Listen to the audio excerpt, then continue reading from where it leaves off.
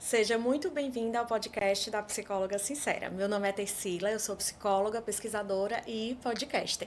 Aqui nesse espaço a gente conversa sobre temas que têm a ver com a mulher e com a libertação da mulher dessas amarras que o patriarcado nos coloca. Eu quero que a gente se liberte, eu quero que você se liberte e eu, nesse processo, também possa me libertar. Então, aqui a gente conversa sobre criatividade, sobre feminismo, resiliência e vários outros temas que tem com esse intuito de gerar essa libertação. E se você acredita nesse projeto, se você acredita que essa coisa da educação para a libertação é importante, eu te convido, a primeira coisa a fazer é curtir, compartilhar e comentar esse episódio, que vai ser maravilhoso. E eu tô com uma convidada incrível, uma grande amiga minha, que é a Érica. Eu vou deixar primeiro ela se apresentar, dizer as primeiras palavras e depois eu faço a apresentação afetiva dela. Obrigada, Tarsila. Muito obrigada, estou muito honrada de estar aqui. Meu nome é Érica Machado, sou psicóloga e psicoterapeuta. Já trabalho há mais de 15 anos na clínica, com cuidado emocional de pessoas em todas as fases da vida. E ultimamente tenho me dedicado também ao cuidado emocional específico da mulher. E hoje estou aqui para participar de um tema muito importante e é isso. Muito bem, seja muito bem-vinda. Obrigada. Gente, aí eu sempre faço isso da apresentação afetiva, porque eu gosto de contar para as pessoas como foi que eu conheci a minha convidada, qual é a importância da minha convidada na minha vida e para contar um pouco disso mesmo, né? E por que que eu chamei. Então, a Érica é uma grande amiga minha há anos, a gente já tem uns 10, mais de 10 anos de amizade. A gente se conheceu por conta da psicologia analítica. Eu já era formada, quis fazer um curso de formação em psicologia analítica. E aí eu fui fazer esse curso no Labirinto e a Érica já era membro do Labirinto. E aí a gente foi, eu bem tímida no começo, né? Mas no final do curso a gente fez uma confraternização e aí ali a gente selou a nossa amizade, não só entre a gente, mas com as outras amigas também que eram do Labirinto e que são todas nossas amigas até hoje. A Érica cantou nesse dia, nessa festa de confraternização, porque ela canta também. Gente, eu não tô me lembrando desse episódio. Tu não tá se lembrando, eu lembro vividamente da gente numa mesa. Eu no começo muito tímida, mas aí comecei a beber, aí me soltei, né? Aí vocês horrorizadas, vale essa meninazinha.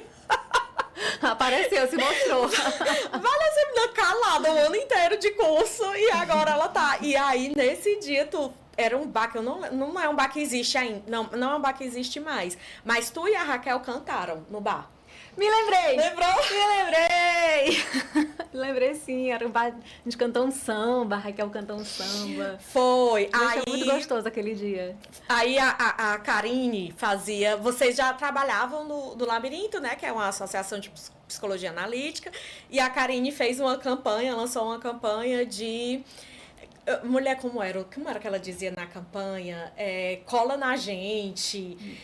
Cola em nós que é sucesso. Cola em nós que é sucesso, para atrair gente para fazer parte da associação, sim, né? E aí eu fui, caí na lábia dela, ainda bem, porque isso mudou a minha vida. E fui fazer parte do Labirinto e assim a gente foi ficando amiga. E aí a Érica é uma mulher que eu admiro muito, porque é uma psicóloga bem-sucedida. Então, quando eu comecei a clinicar, nessa época... quando eu comecei a fazer esse curso do Labirinto. E a Érica já era uma psicóloga que tinha um consultório maravilhoso, que, né, que já bombava, e eu me espelhava muito nela. E aí a gente viveu aquela coisa com o Labirinto, e depois aquilo parou de fazer sentido pra gente. E tal hora eu falei, gente, pois vamos montar o nosso instituto, né? Mas eu quero montar uma empresa, porque eu quero ganhar dinheiro, né? Eu não quero nada... sem fins lucrativos. Aí a gente criou a artesania, eu, a Érica, a Karine, a Ingrid. E foi uma coisa linda que a gente criou, porque foi muito bonito. Assim, a coisa de criar junto é muito bonito. Eu tenho muito orgulho do que a gente colocou no mundo. Foi uma aventura, né, de amizade, de trabalho, de conquistas. né? Sim, e de conflito, assim, a experiência de sociedade é uma experiência muito rica. Ou você, de sociedade com amiga, né? Ou você rompe a amizade, ou você se mata e fortalece a amizade. E a Isso, gente se matava e fortaleceu a amizade. isso. E era muito na base do, tipo assim, a gente não tinha medo do conflito. A gente A gente levava pra encarava, a mesa gente mesmo. levava pra mesa e a É. gente falava sobre tudo. Então, aqui, isso me ensinou muito, muito a colocar limite nas pessoas, a falar o que eu realmente penso. E toda a experiência de abrir uma empresa, de depois fechar uma empresa, porque quando a gente estava voando, a pandemia veio e arrasou a gente. A gente estava, assim, muita gente interessada nos nossos cursos, a gente ia fazer um evento presencial. A gente, inclusive, na semana que tudo fechou, a gente ia comprar a passagem do Marcos Quintais para vir para Fortaleza Chamando fazer o nosso profissionais de evento. outros estados, profissionais bombados na psicologia analítica. Era uma coisa que estava ficando grande mesmo. A gente levou essa rasteira A na pandemia. rasteira. Foi. E aí, assim, foi uma coisa que afetou muito a nossa saúde A gente mental, a até se minha. adaptou, né? Fez uma coisa online por um tempo, mas Fez. A gente continuou, mas assim, não dava. Não dava porque a gente não tava bem. E outra coisa, a gente tava cada um vivendo os nossos projetos, né? sim, Mas assim, gente, uma experiência riquíssima, eu aconselho. escola. Foi uma escola, como foi que tu disse? Uma aventura, realmente. E aí, eu sempre admirei muito a Érica e a gente brincava na artesania que a Érica tinha os ovão. A Erika tem uns colhão, né? Então, assim, quando a gente não tinha coragem de fazer alguma coisa, tipo, ai, fala com fulano de tal. Ai, meu Deus, não tenho coragem de fazer isso, não tenho coragem de fazer. A Érica vai fazer. É a Érica que vai fazer. E ela continua sendo essa psicóloga, assim, que monta a sua própria clínica, que se aventura na vida e que vive suas questões de forma muito intensa também, suas questões de vida emocional e pessoal.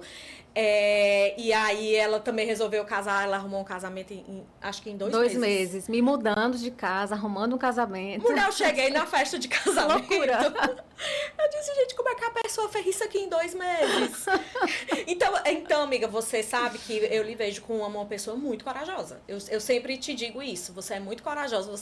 Você vai e enfrenta e você vai e faz. E aí eu te chamei hoje aqui pra gente conversar sobre um tema muito especial que tem tudo a ver com o que tu tá fazendo de trabalho agora. Que é, assim, essa coisa que a gente vive, principalmente enquanto mulher, do desejo de ser salva.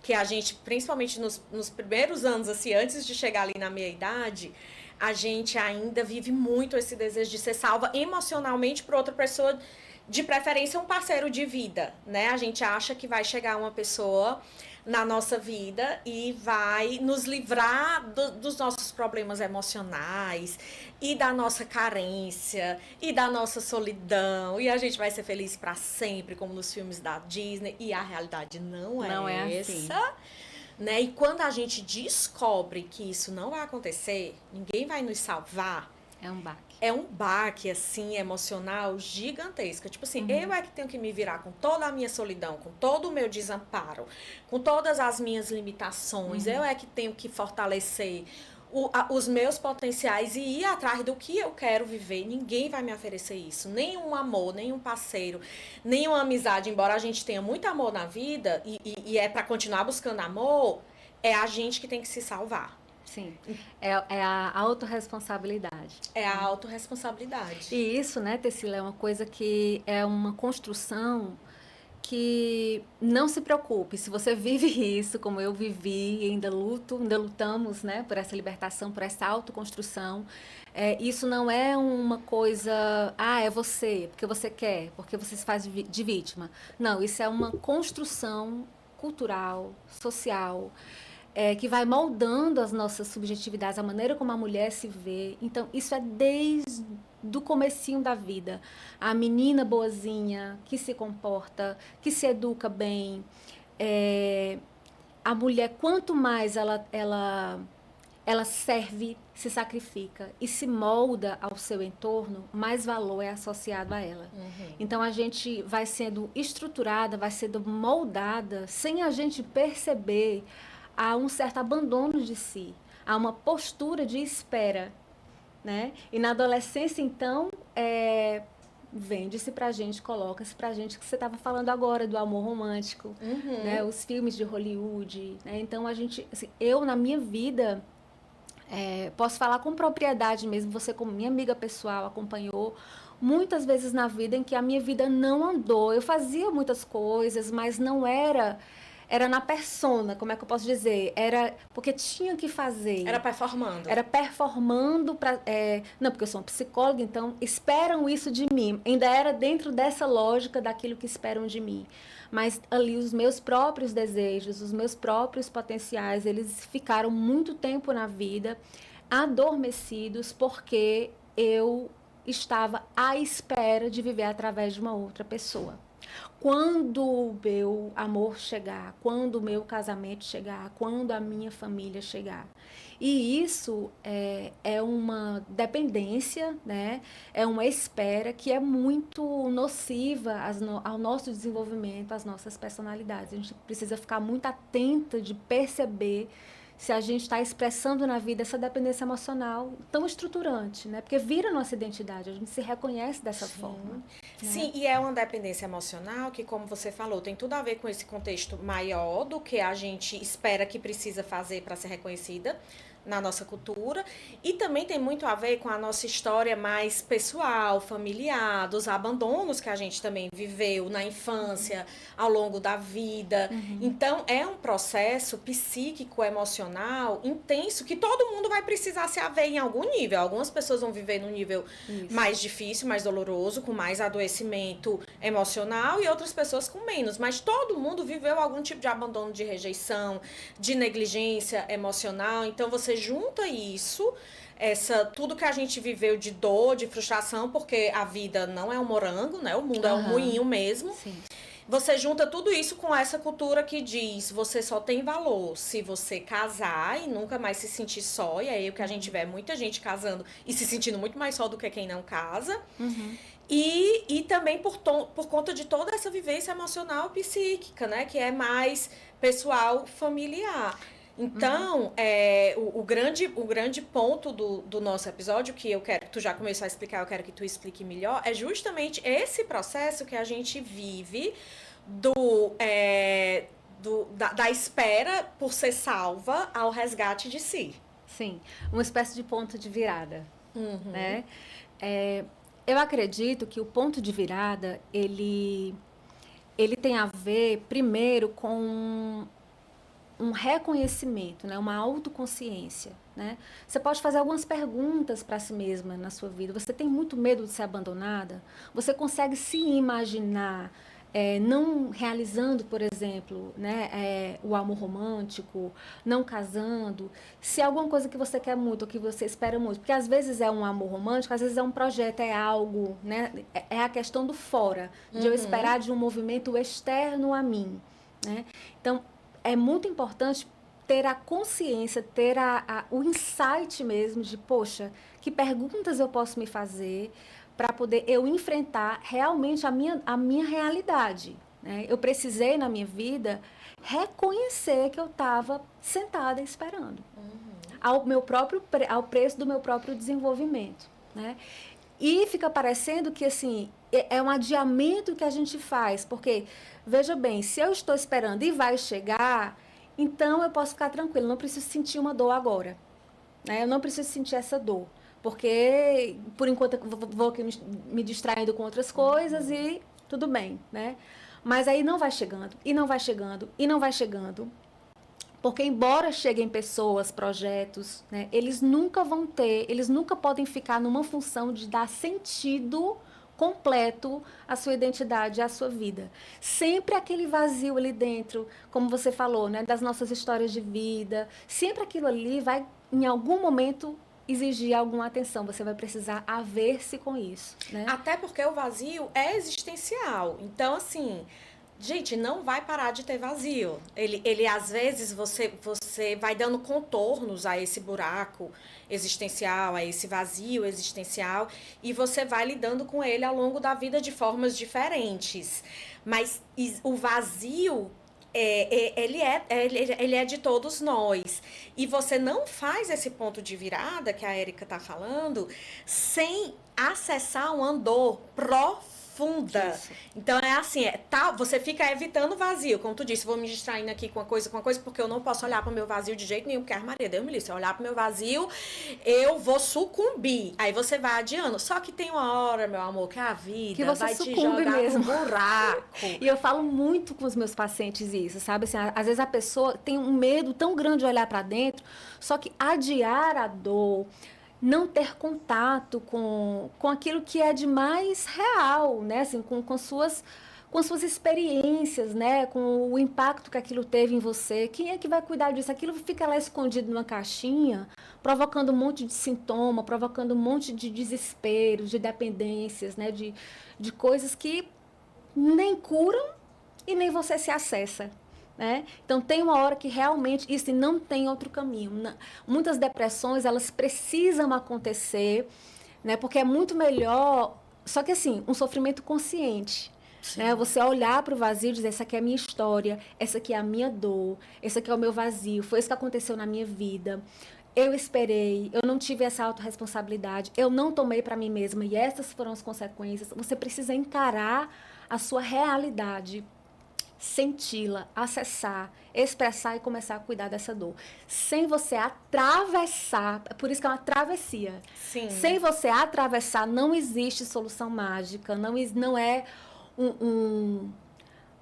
até tem um processo de transformação que a pessoa sobe numa montanha, desce diferente, né? Mas, de modo geral, são processos, né? Você vai entrando em contato à medida que você aguenta, da sua aguentação mesmo. Isso, né? E é pra vida inteira, né? Pra gente chegar no fundo do poço, eu acho que a psique vai se estruturando minimamente para isso, para você ter a experiência do fundo do poço, do abandono, do vazio, do desamparo, do descer lá no submundo de Hades, isso. né?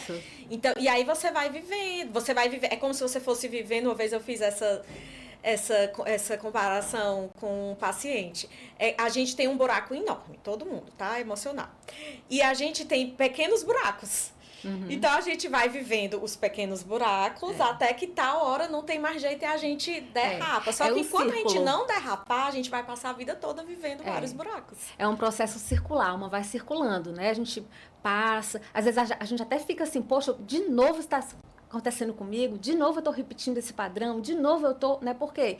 Porque é uma outra volta que a alma está dando. Para quê? Para que aquilo que precisa ser visto seja visto até que você pare de repetir. Então, o ponto de virada tem a ver com esse momento de profundo e honesto olhar para si mesma, autorresponsabilização, e aí dói. Muito. E ninguém consegue passar por esse processo sem compaixão. A gente precisa ter compaixão com as nossas dores. É assim, eu aprendi na minha história de vida e venho aprendendo, Tessila, a me amar nas entranhas. Uhum. Porque eu sempre tive um discurso muito, não, eu sou muito empoderada, eu tenho meu consultório, eu sou muito bem-sucedida, eu tenho, né, assim, na performance, né? Uhum. E lá dentro a minha autoestima, meus potenciais verdadeiros, a minha fala real, né? Assim, aquilo estava tão suprimido, né? E aí eu precisei me perdoar por isso. Eu precisei me resgatar mesmo assim nas entranhas. Eu estou aqui, se eu ficar me julgando, se eu ficar me punindo, se eu ficar dizendo que a minha dor é frescura, que eu não tenho mais idade para isso, que eu, sabe assim, pelas mínimas coisas, né? Assim, eu julgava muito de ridículo. Quando eu percebi o quanto que eu ficava devastada em termos amorosos, foi que eu vi o quanto que eu depositava felicidade e completude nisso, né? Assim, foi nos términos que eu fui acessando e eu ficava, meu Deus do céu, eu falo tanto para as minhas pacientes sobre, né? E na minha própria vida, porque são camadas muito profundas, né? Às vezes a gente está aqui numa autoestima mais superficial, né? Mas quando você tem realmente passa pelo processo de se olhar profundamente, você percebe que tem um monte de coisa lá embaixo. E aí é como você diz, a gente passa a vida acessando, a gente passa a vida aprofundando. Isso para quem quer, né? Para quem quer e para quem pra tem tá coragem. disposta, para quem tá disposto, porque não é fácil. Porque Não é tem fácil. essa dor muito profunda que a gente acessa. E as pessoas também dizem pra gente que a gente deve se amar do jeito que a gente é. E aí que se amar é se olhar no espelho e dizer, você é linda. Tipo, essa coisa de que a autoestima, ela é construída e assistir um filme em casa. Ela é construída de fora pra dentro. Não, gente, a autoestima, né? Eu não gosto nem dessa palavra, mas esse resgate de si passa por isso que tu tá falando, de se suportar no que a gente considera insuportável. Isso. Então é de você olhar pra si. Gente, não é fácil olhar pra si em análise. Não. E porque você descobre coisas horríveis sobre você. A gente não passa a se gostar mais porque tá fazendo análise. Não é simples assim. A gente é obrigada a enxergar coisas que a gente detesta na gente. Essa coisa de sou muito frágil, acaba um relacionamento, eu fico destruída e tem gente que tá aí também, não liga pra nada disso. E aí você vai olhando para as suas fraquezas, para as suas limitações. Porque e você não dá conta, porque você é impotente, porque a sua racionalidade, a sua força de vontade não transforma. Não transforma, é a dor que transforma. E não é a dor romantizando a dor. É romantizando, não é nem romantizando, é ressaltando esse processo de você, como você disse, uma travessia. Você tem que atravessar o vale e você tem que chegar lá se suportando, sabendo que você muitas vezes é insuportável em vários sentidos. Como é que você quer que uma pessoa te suporte profundamente numa vida em conjunto se você não se suporta? Só que não é assim, tudo bem, você aceita, tu é legal, não sei o quê. Não é assim. É olhar pro que você tem de pior, que é o que a gente chama de sombra na psicologia analítica. Isso. E aprender a se suportar. Isso. E aprender que, tipo assim, eu não preciso ser legal. Eu não preciso ser boazinha. Eu posso ser insuportável. Às vezes, eu posso ser fraca. Me acha fraca se eu me desmonto quando passo por uma desilusão amorosa? Sou. Pronto. Vou aceitar esse meu aspecto. Tenho essa fragilidade e vou cuidar dela. Aí é o ponto de virada. É o cuidado. Como você falou, com compaixão. Mas isso é algo que a gente também precisa de tempo para aprender. Isso. Também é processo, né? É como você disse, acaba sendo uma educação, né? Assim, e muitas vezes no meu processo eu pensei, não, agora eu senti, agora eu entendi, né? E não foi de uma hora para outra. Por quê? Porque os padrões que já estão arraigados na gente, nossa autoimagem, nossas defesas psíquicas, né? Que são necessárias também, né, nos protegem até um certo ponto. Só que algumas proteções vão ficando obsoletas, não servem mais para a gente. A gente precisa ter a coragem de abandonar a identidade antiga. Né? De morrer? Tem que ter essas mortes. Simbolicamente. Né? Então, por exemplo, em muitos momentos eu me senti muito insegura, por exemplo, para colocar minha voz no mundo. E eu aqui hoje num podcast fazendo exatamente isso, né? Assim, isso não é fácil. Porque tem uma identidade em mim que diz assim, seria melhor se você tivesse pesquisado mais. Seria melhor, o autocrítico interno, né? Seria melhor se você já tivesse conseguido isso na sua vida. Ou se você, entende? Então, eu preciso abandonar essa identidade para poder eu vivenciar na minha vida as minhas forças reais, os meus potenciais. Aí, como é que é para uma pessoa que se viu como vulnerável e fraca a vida toda, no seu íntimo, tá? Não era o que eu mostrava, mas no seu íntimo. Como é que agora eu vou acreditar que eu posso? Sabe, parece uma tarefa impossível, mas quando eu prometo, eu não falo isso para vender terapia, não. Eu prometo, se você entrar, mergulhar no seu processo, sentir e suportar, o Jung diz, né? Você falou da psicologia analítica, que quando a gente passa, assim, pela pior crise da nossa vida, onde a gente se segurou para suportar, o que nos sustentou é o nosso alicerce indestrutível. E uma libertação de vida que eu tenho aprendido é quando a gente encontra esse alicerce indestrutível num local que é incorruptível, que é interno, que é dentro da gente. Porque relações acabam, porque amizades acabam, empresas acabam, porque projetos acabam. Até coisas que a gente gosta hoje, ama hoje, um dia a gente pode não gostar mais, a gente precisa, né, se desapegar. Então, esse alicerce interno, né? Assim, eu posso passar pelo pior problema, pelo pior defeito, pela pior ruptura.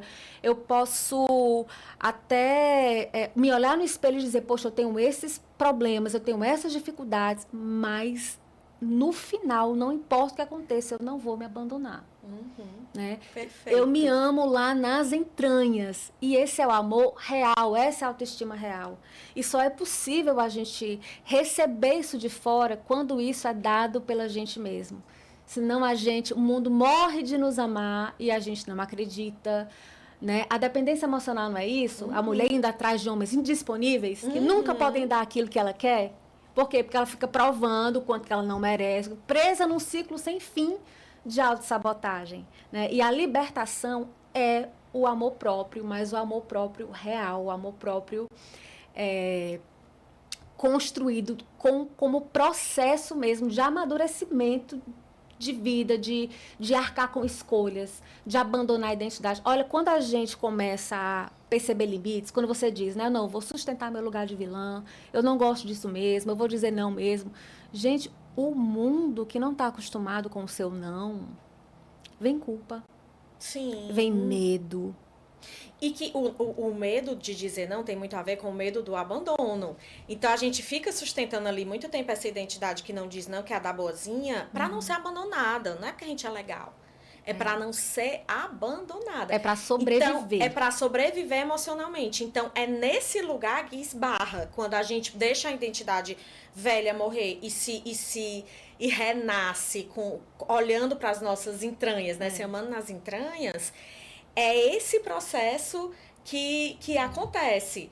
Então, assim... Correr o risco de morrer. Correr o risco de morrer, de ser abandonada, porque tem gente que vai abandonar mesmo. Isso. Tem gente que não vai suportar quando você fica chata. Quando você se expressa do jeito que você é e coloca limite e não faz tudo que as pessoas esperam de você. Você pode sim ser abandonada. Então a gente vai evitando ser abandonada. Mas quando você chega nesse lugar que tu falou, que você tem certeza que aconteça o que acontecer, você não vai se abandonar, então as outras pessoas podem te abandonar. Isso. E essa tua fala me deixou muito emocionada, inclusive, né, desse processo. Porque a gente viveu coisas muito parecidas nesse sentido.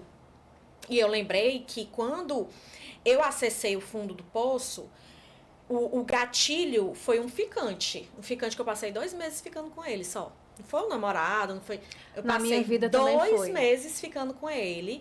E quando acabou, eu acessei toda a minha dor. Claro que eu já tinha acessado antes de várias outras formas. Mas assim, eu acessei no nível...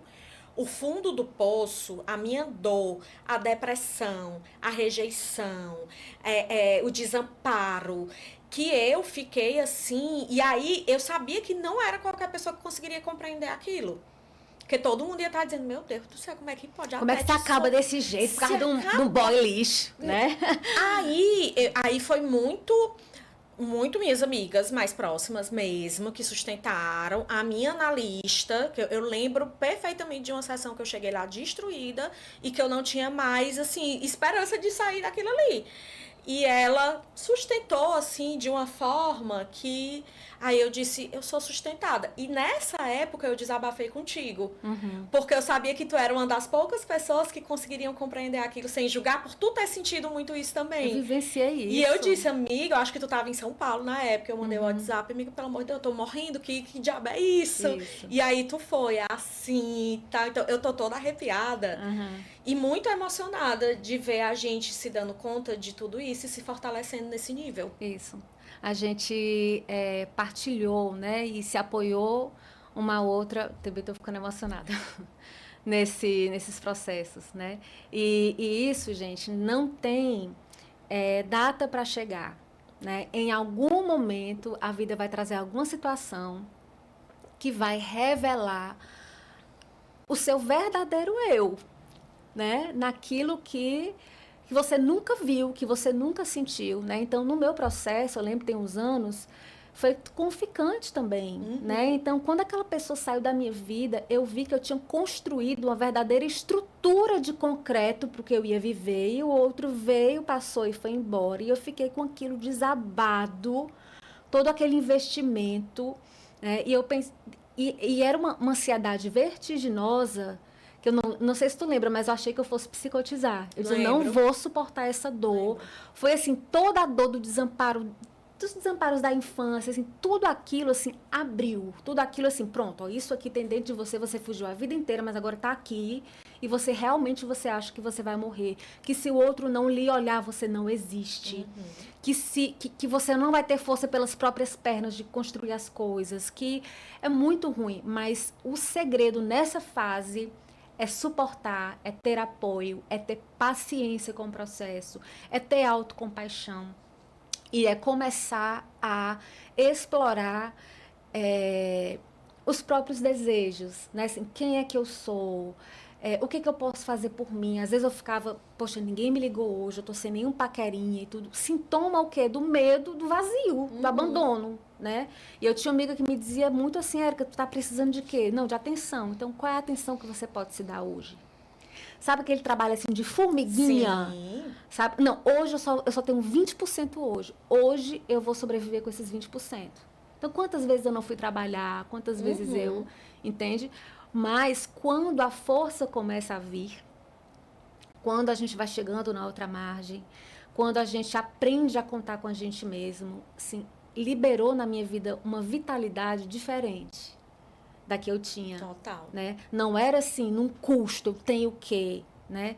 Meu Deus, quantas vezes na minha vida eu clamei a Deus, meu Deus do céu, eu quero sentir aquela vontade de viver que é da vitalidade, né? Que é da força do self mesmo, né? Do nosso espírito pessoal, né? Porque o trauma, ele desconecta a gente disso. Né? Seja o trauma mesmo, sei lá, um abuso, alguma coisa, ou seja o trauma oculto, isso que você está falando, as negligências, né? Quantas famílias você vai se identificar, provavelmente, ou muitas pessoas vão se identificar, que é quantas pessoas, quantas mulheres tiveram modelos de mãe passivas e pais ausentes? Nossa. Mulheres que não se impunham, mulheres que não tinham força, mulheres que eram só do lar. Não que isso seja um problema, mas assim, que não tinham voz, ou que queriam trabalhar e não podiam, ou que eram vítimas de uma grosseria ou violência. Tudo era tão... Né, se você vai crescendo sem um modelo, né? Então, isso vai impactando muito, né? Isso vai formando muito a sua identidade. Você descobrir e honrar sua força. Eu precisei aceitar que eu era forte.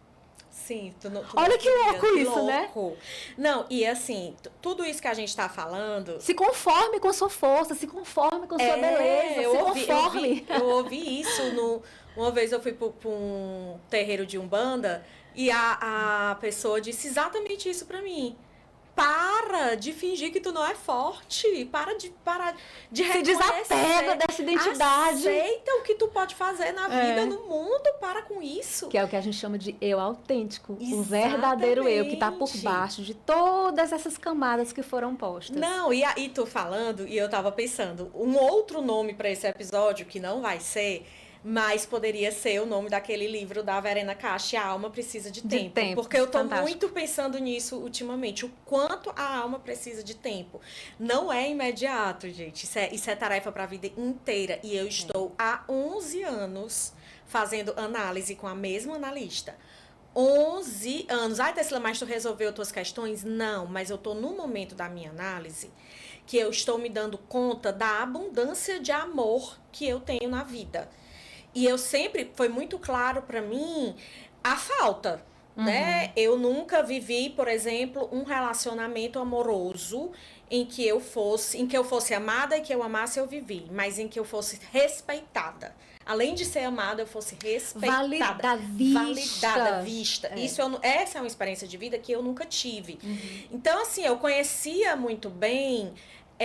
as minhas faltas, eu conhecia muito bem os meus traumas de infância, o que faltou para mim, apesar de eu ter vindo de uma família extremamente amorosa, mas muitos conflitos graves, assim, né? Muitas coisas que eu passei que não foram fáceis.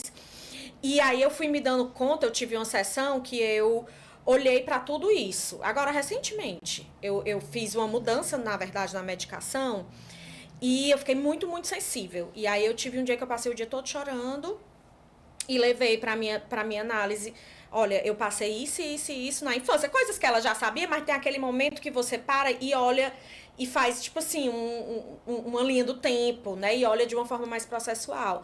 Aí eu saí de lá chorando e dizendo assim, como foi que eu aguentei? Aí eu passei o dia inteiro pensando naquilo.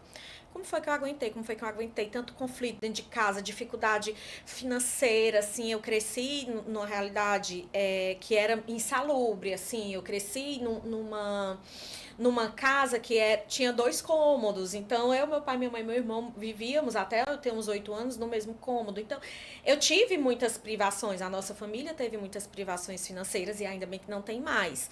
Mas teve. E aí, além das privações financeiras, de relacionamento. Porque, tipo assim, muitas questões de saúde mental não eram tratadas nas gerações anteriores a nós. Então, até as pessoas da minha família começarem a tratar a saúde mental, demorou muito tempo. E aí os filhos já herdaram, não, tudo já lascado da absorveram um cabeça. monte de coisa que eles não Tudo trataram, né? lascado da A gente é a cabeça. geração que precisa, que vai curar dores transgeracionais. Verdade. Né? Aí, para concluir essa história, eu saí lá da análise sem saber como é que eu tinha suportado, e aí eu passei o dia inteiro pensando naquilo, e aí eu entendi como era que eu tinha suportado, né? Primeiro que a minha família sempre me deu muito amor, e não só a família nuclear, mas também a família estendida. Eu sempre convivi muito com os meus avós maternos, os meus tios maternos, os tios da minha mãe. Então, tinha um tio da minha mãe que morava muito perto da fazenda que a gente morava. E eles eram muito uma referência pra gente. E a minha tia Ginu me cuidava com todo o amor do mundo, e é comida feita em fogão a lenha. A melhor comida do mundo é a da tia Ginu. Então eu tinha isso, e os meus primos. E eu tinha também com a minha família estendida. Então, nos momentos de mais dificuldade financeira, também outras pessoas da família estendida ajudavam. E eu tive uma experiência de colégio sensacional. Aí foi que veio o meu insight principal. Eu disse, como é que eu suportei isso? Eu suportei isso porque eu estava me divertindo horrores no colégio. Horrores, porque eu fiz amizades de infância. E a nossa vida no colégio era muito boa. E era sem nada, assim. Todo mundo era liso, apesar de ser um colégio particular, mas era um colégio particular lá na Bezerra de Menezes. Não era esses colégios particulares que tem gente que tem mais dinheiro mesmo. E não existia internet. Então, amiga, não tinha como. Tu acha que eu sofria porque a minha mãe não podia comprar uma calça jeans pra mim? Zero, porque eu nem sabia qual era a calça jeans que as pessoas estavam comprando. E foram vínculos que começaram ali quando eu tinha 11 anos. E que salvaram a minha vida, né? As minhas amigas de infância, assim. E aí eu fui entendendo, eu fui muito feliz. Eu fui muito feliz, ao mesmo tempo que toda essa dor acontecia, né, em casa. E a gente se divertia muito. Eu sempre tive muita disposição para me divertir. Eu sempre quis curtir a vida adoidado.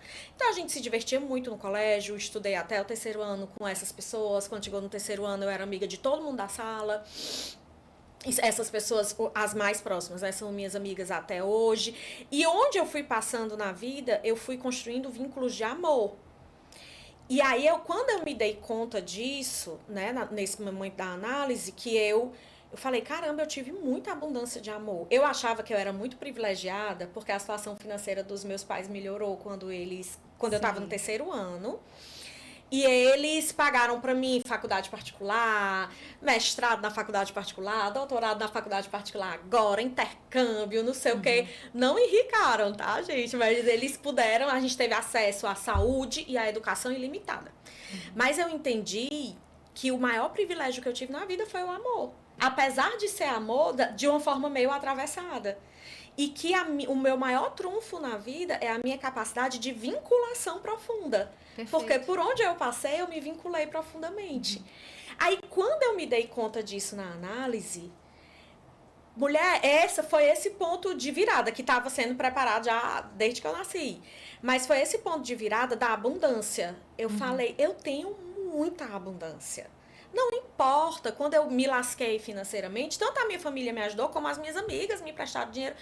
Eu tenho abundância de amor. Pra que é que eu vou ficar me humilhando pra um boy lixo, indisponível, se eu tenho uma rede de amor? E eu li recentemente, vou deixar tu falar de novo. Eu li recentemente o livro Comunhão, da Bell Hooks, que ela vai falar sobre a busca da mulher pelo amor. E ela vai dizer que as mulheres continuam, sim, apesar de todo o avanço do feminismo, continuam, sim, querendo ser amadas, e que tá tudo bem, a gente tem que querer amor mesmo. Mas que não é fácil encontrar um parceiro que vá te respeitar, considerando as questões do patriarcado. Mas a conclusão dela do livro é a seguinte: crie para você um círculo de amor. Você não precisa, nenhuma única pessoa vai te oferecer isso. Você precisa criar para você um círculo de amor. Aí, quando eu entendi que eu criei, eu vim de uma família, eu tenho muito orgulho da minha origem, porque eu venho de uma família que é muito generosa. E aí, quando eu entendi que eu tinha criado para mim, eu já tinha recebido e tinha criado esse círculo de amor, eu nunca vou estar só. Eu vou estar só porque a gente vive solidão, eu vou me sentir só toda vez que algum relacionamento amoroso acabar, com certeza, e em várias outras coisas na vida, mas eu nunca vou estar só porque eu tenho um círculo de amor. Isso. Aí pronto, aí eu tô nesse momento de tipo assim, virada total. Agora conta mais um pouco pra gente como foi o teu processo de virada. O meu processo de virada vem se dando, né? Mas tem a ver também com essa descoberta desse alicerce indestrutível. Eu era uma pessoa muito... tipo assim, quando eu começava a sentir alguma angústia, ou abandono, alguma coisa não dava certo, eu caía já, né, num medo de abandono. Essa dor vinha e eu não conseguia olhar para ela e abraçá-la e vivê-la, né? Eu estava sempre buscando fora um guru, um conselheiro, eu vou conversar com o pastor, o que a minha psicóloga vai me dizer, o que a minha amiga vai me dizer, entende? Alguém tinha que me dar uma referência externa, pronto, aí eu me agarrava aquilo ali, né? Porque eu não acreditava nas minhas próprias escolhas, né? Assim, eu fui uma criança que eu precisei sufocar as minhas necessidades emocionais muito cedo, né? Porque tinha uma mãe com depressão e que estava sempre no limite, né? Então, assim, e para ganhar o amor do meu pai, eu tinha que ser a boazinha, que ia andar na linha, né? Então, assim, fazer qualquer coisa. Eu olhar para a minha dor e decidir o que é que eu vou fazer, isso para mim era mortal, tipo assim, porque eu vou fazer errado. Eu não tinha essa confiança. Não, porque e se eu não agradar o pai? Entendeu? Então, eu ficava procurando o pai nos outros. Enquanto isso, eu tinha ali a minha corda, como se você estivesse no mar e você estivesse agarrado num pedaço de madeira. Você não vai se afogar. Mas enquanto você ficar agarrado num pedaço de madeira, você não nada até a ilha. Perfeito. Então, eu fiquei agarrada num pedaço de madeira muito tempo da minha vida. Por quê? Porque se eu soltasse aquele pedaço de madeira, eu tinha certeza que eu ia afogar e morrer. Mas quando eu passei, foi nesse lugar que eu aprendi a nadar. Isso é muito recente na minha vida, de realmente, assim, não, assim, e no meu processo teve muito a ver com a minha espiritualidade, né? Com a minha relação com Deus, né? Eu creio em Deus, sou uma pessoa cristã, e isso na minha vida foi como se fosse, assim, em termos, né, do psicológicos, né? Como se tivesse sido, assim, minha ponte de novo para esse espírito pessoal.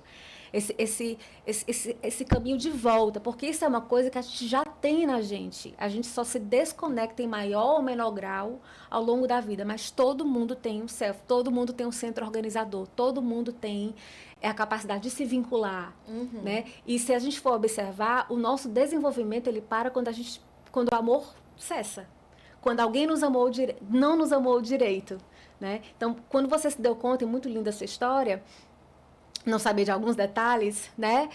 Quando você reconheceu uma fonte inesgotável de amor, porque ainda que os seus ciclos atuais, ainda que seus vínculos atuais se quebrem, é sua capacidade de se vincular. O amor vai chegar, então não importa o que passe, não importa, é o alicerce indestrutível, né? Isso é do ser, da sua experiência, uma capacidade, uma força que você sabe que tem. E que ninguém pode tirar de você. E que ninguém pode tirar, que nenhuma circunstância... Eu digo que é o seu ser que é incorruptível. Uma parte sua que é sagrada, que é incorruptível. E encontrar isso dentro de mim foi muito com a relacionamento com Deus, né, com a espiritualidade, com o que eu acredito que Ele pense de mim, que ele pensa de mim, né, que eu sou amada, que eu sou mais que vencedora, que eu... E isso era uma coisa que eu escutava na igreja e... Ah, tá, eu sou mais que vencedora. Mas, gente, outra coisa é você realmente acessar, deixar esse amor entrar. É assim, você realmente... E isso foi porque nos meus desesperos, né, eu disse, não, dessa vez eu não vou ligar para um pastor. Não, dessa vez eu não vou ligar para um amigo. Não, dessa vez eu não sei ainda o que fazer com essa dor, mas eu vou me deitar aqui.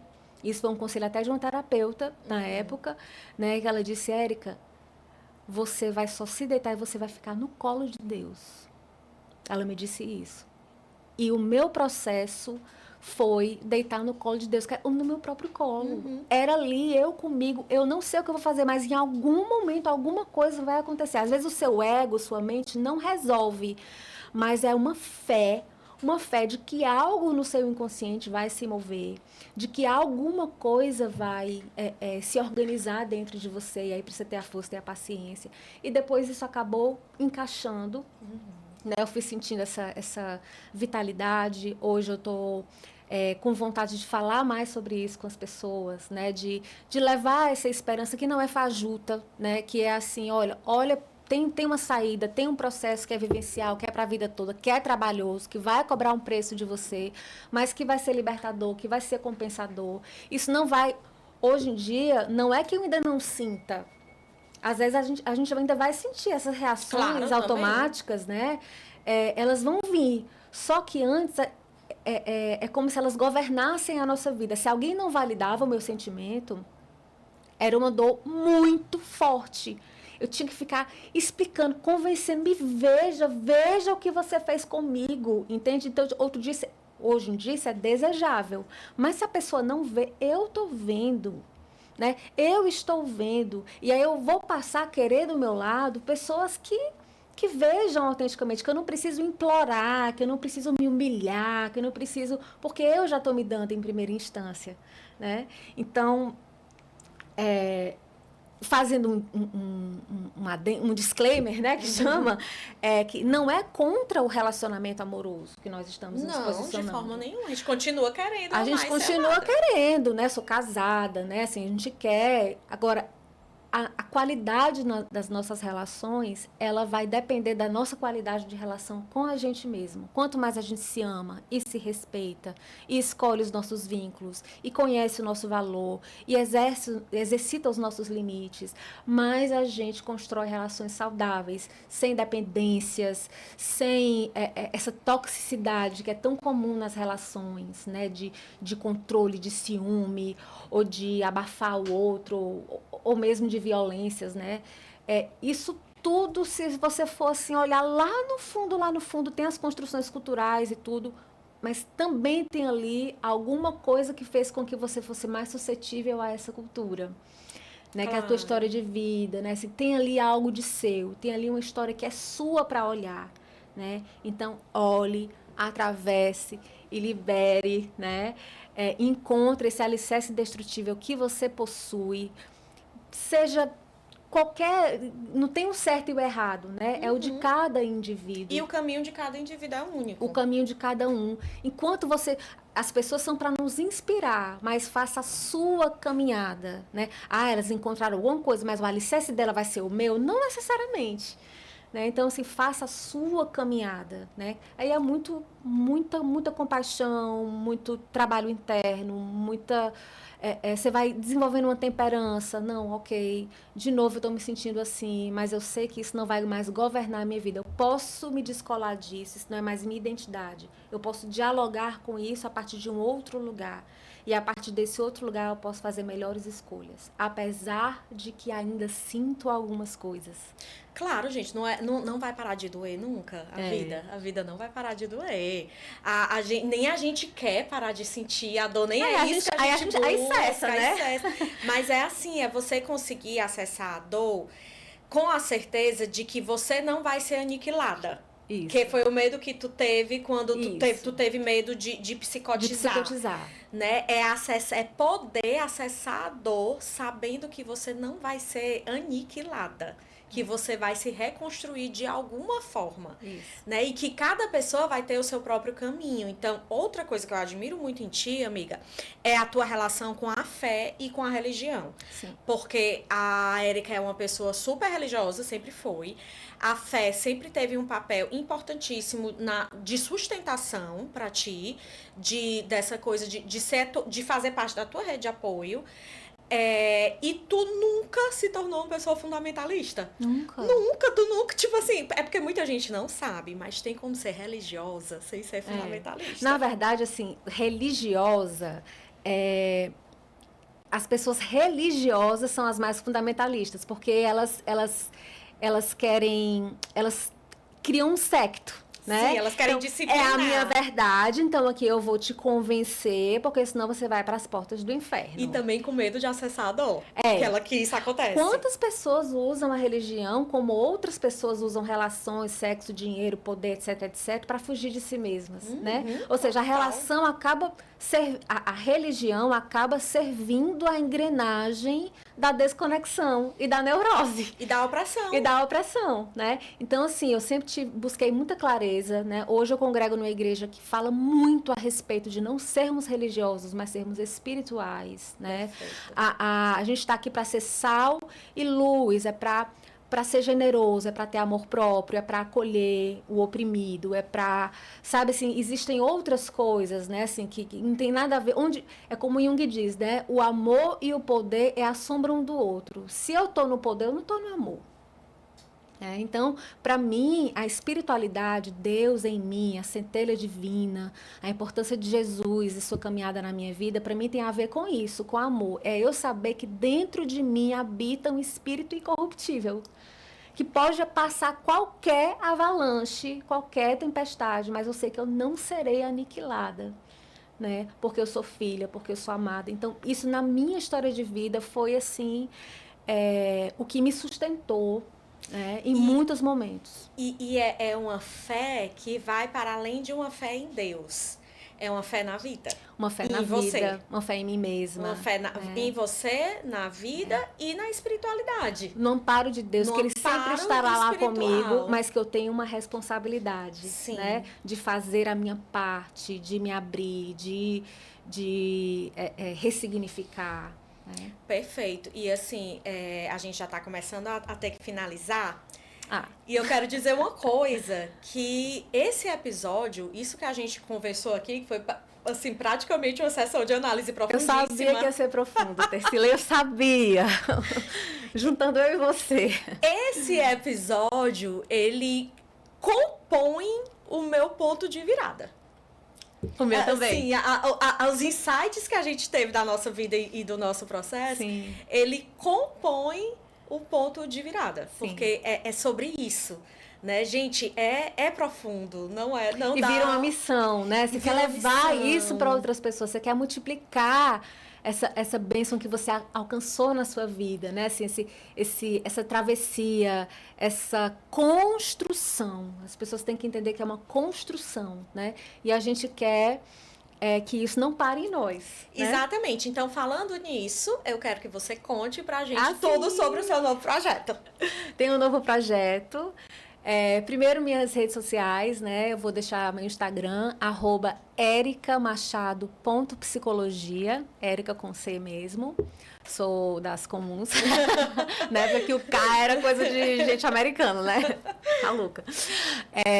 E aí, trabalho, né, com psicoterapia para todas as idades. Hoje, estou num projeto mais focado se chama, né? Amarras Invisíveis, é uma imersão, e nessa imersão nós vamos falar sobre o que te paralisa sem você perceber. Sabe aquelas pessoas que eu quero isso, mas acabo fazendo aquilo? Né? Assim, eu não sei porquê, eu não sei quem fui, né? Uhum. A mão direita faz e a esquerda desfaz, né? Então, pessoas que estão desconectadas, que estão dissociadas e não sabem porquê. não tem ainda esse autoconhecimento. Então, vou levar conhecimento teórico, prático também, autobiográfico também, ferramentas para possibilitar o reconhecimento, a identificação e a superação dessas amarras invisíveis, porque é possível.